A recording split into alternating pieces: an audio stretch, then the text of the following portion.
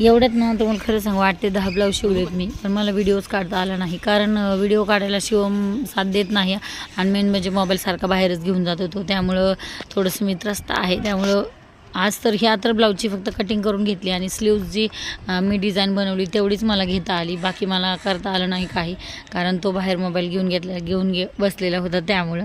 तर ठीक आहे.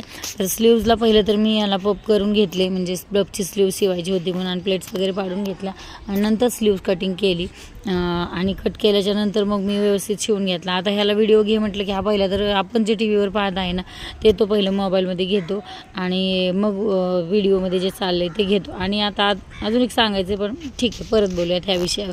तर पहिल्यांदाच मला घातलेल्या ब्लाऊजचा व्हिडिओ काढायला मिळाला, तर छान सुंदर असा ब्लाऊज आलेला आहे. ढिल्ला वगैरे काही झालेलं नाही, माझी फिटिंग खूप परफेक्ट असती. आणि ब्लाऊज तुम्हाला कसा वाटला कमेंटमध्ये सांगा, आणि मेन म्हणजे सबस्क्राईब करायला अजिबात विसरू नका. बाय.